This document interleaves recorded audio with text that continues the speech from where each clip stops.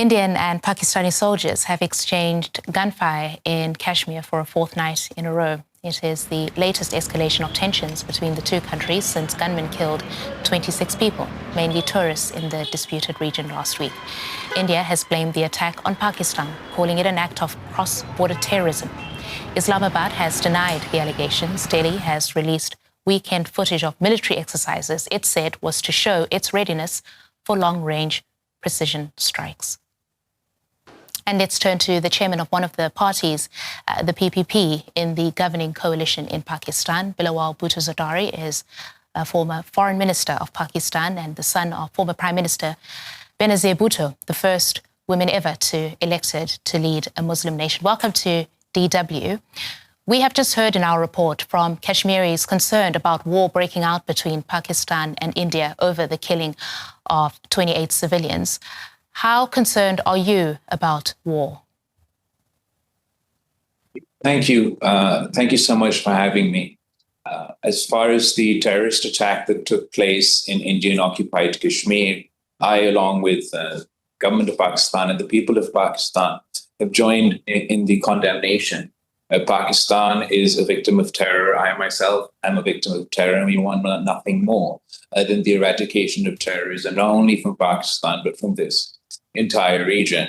As far as the people of Kashmir is concerned, I too am worried by what you have just showed in your introduction, and the way in which not only is Pakistan being blamed, but also the people of Kashmir, and the way in which houses are being destroyed over alleged suspects, and the family members of those, like that woman who was speaking in your introduction, are also being detained. I believe this collective punishment on the people of Kashmir is also a cause of concerns for us. As far as the tensions between India and Pakistan, they have reached a high point, because unfortunately, as we've seen, not only in this terrorist attack, but any terrorist attack that takes place across Indian-occupied Kashmir or in India, the Indian government goes straight not only to blaming Pakistan, but then taking aggressive actions.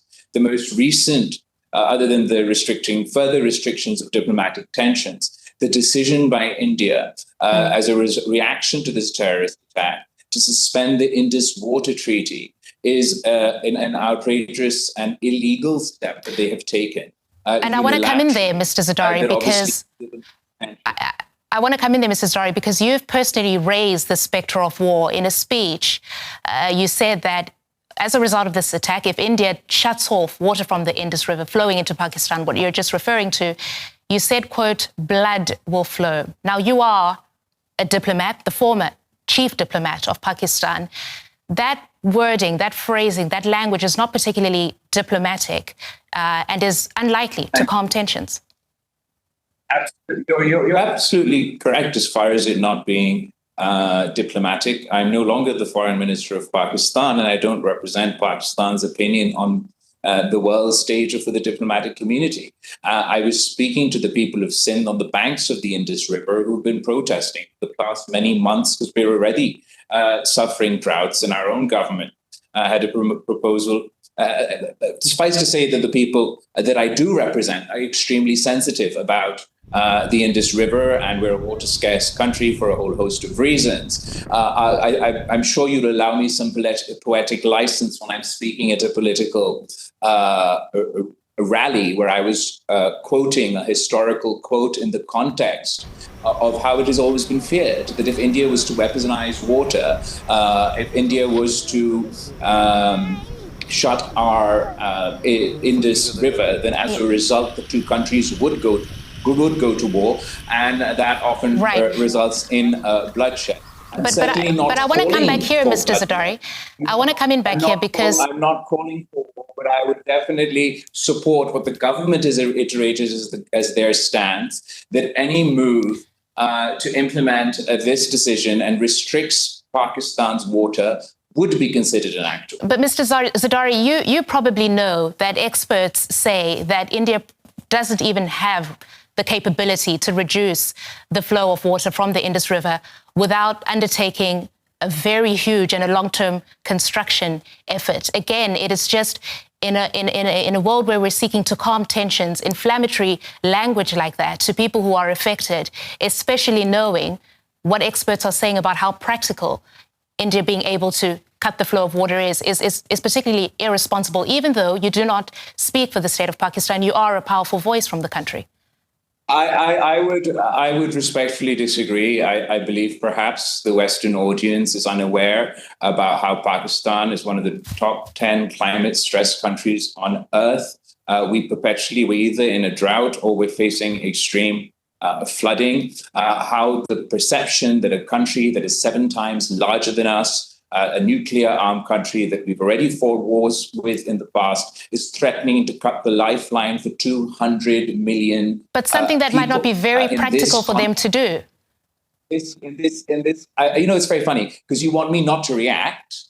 But actually, what I would suggest is if India didn't illegally and unilaterally exit from the Indus Water Treaty at this time, it would have resulted in not only myself, but the people of Pakistan not reacting emotionally. Right. Okay. Why don't we move on to this, Mr. Zardari? I want to get back and forth as far as I'm not at the moment, ma'am, with all due respect, I'm not as I am not the foreign minister of Pakistan. I speak to the people of Pakistan, the people who have, and I was articulating their feelings, and these are their feelings, and that I understand. And I was merely asking you to account for your words. But Mr. Zardari, I would like to move on to this. I own my word.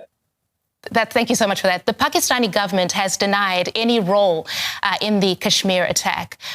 But I'll put it to you that Western countries believe Pakistan has been nurturing extremist groups for some time now. In fact, your defense minister has admitted to, quote, dirty work, close quote. Now, should the world believe Pakistan this time? I'm sorry, that's a very unfair quote. Obviously, as far as the defense minister is concerned, you didn't complete his quote. The dirty work that he was referring to was that of the West in the past. I don't believe that it is necessary for us to go litigate the past. Suffice to say that Pakistan has learned lessons from the past as far as our association within the context of the first Afghan war, when the international community encouraged Pakistan to support these violent groups. That has had repercussions not only for the region, but also for my own country. We learned these lessons in order to combat terrorism within our own country, and as a result, have exited the FATF grey list while I was foreign minister, because we no longer have associations with such groups. As you saw in your own introduction, the people of Kashmir believe that this was an internal security failure of the government of India. The Prime Minister of Pakistan My final question, just to that point.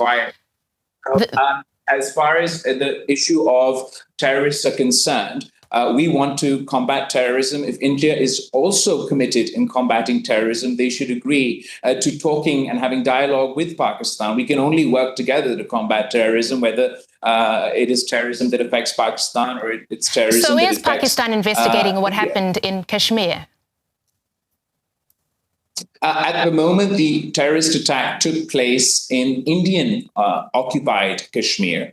Pakistan does not have access to the Indian-occupied Kashmir, which is the most militarized zone in the world. But we have offered to be part of any impartial inquiry into the incident, because we too want the truth to get out. We're sick and tired. Pakistan is sick and tired of the Modi government